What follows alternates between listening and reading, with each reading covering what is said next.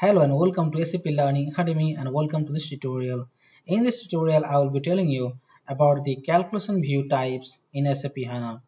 Those who are working in SAP HANA, it is very important to know about the different types of calculation view and their features. So I will be explaining each one of those calculation view types one by one in this tutorial.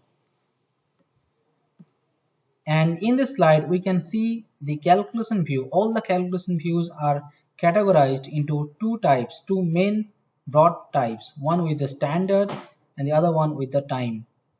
Under the standard calculation view we have four more different types, one with dimension, second cube, and third cube with star join and SQL script based. And under the time dimension we have Gregorian and Fiscal calculation view. So I will be actually explaining each one of those one by one in this tutorial. So first we will discuss about the dimension calculation view. And when you create a dimension calculation view in the SAP HANA, the default view is projection, and it is used to expose the master data. And we cannot create measures using the dimension view. Here one important point to remember, that the dimension view is used to expose the attributes, not the measures.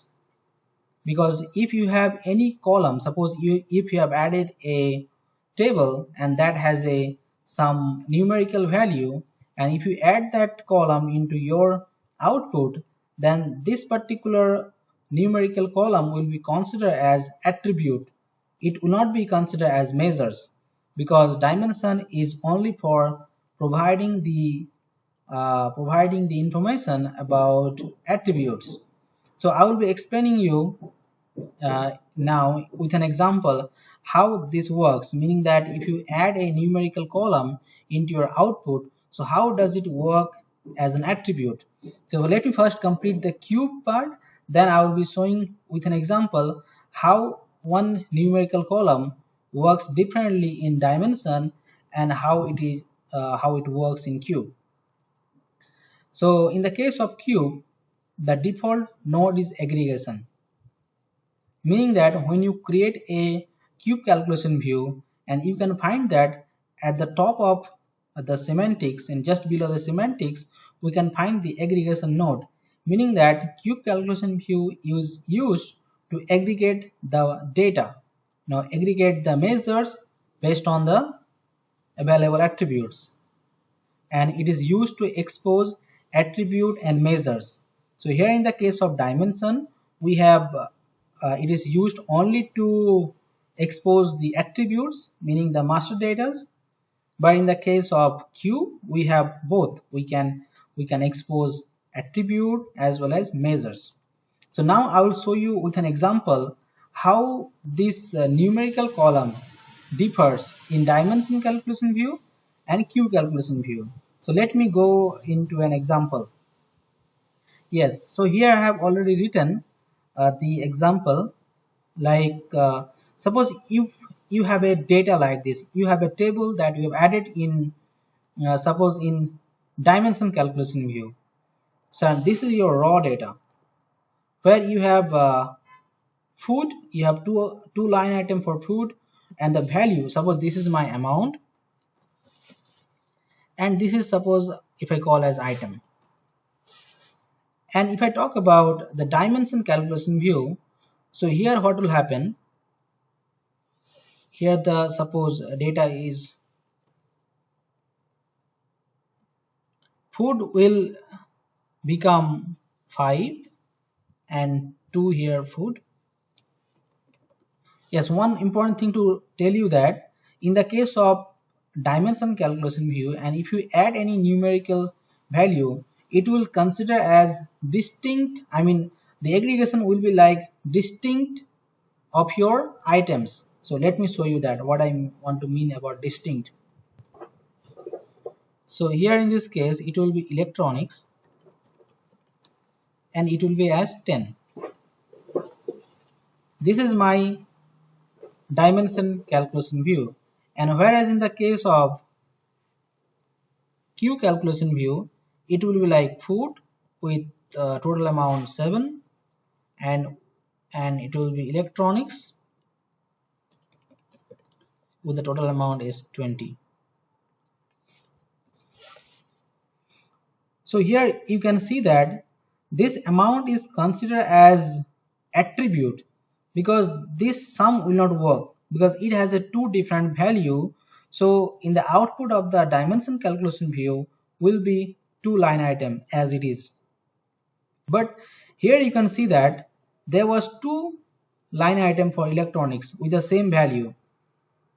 So here in the case of dimension calculation view, so this row will become distinct. It will be, so this two row become one row and value will remain as 10. But on the other case with cube calculation view, we can find that the aggregation works good. I mean, it is used for aggregation only. That's why the aggregation works fine here. So the output will be food will be 7 and electronics will be 20, 10 and 10. So that's the actual difference between dimension cube and dimension view and cube view if you use any numerical column. So I hope you are understanding the point. So now we will move with the next part, that is the cube with star join. So it is just an extension to the cube calculation view, because it follows the concept of star schema. You might have known about the star schema. How does it work? Like in the star schema, we have one fact table in the middle, and we have a different dimension table linked with the fact table. So that's the same concept is applied here in this case of calculation view. So once you create a cube with star join calculation view, and you can find that the star join is the default node.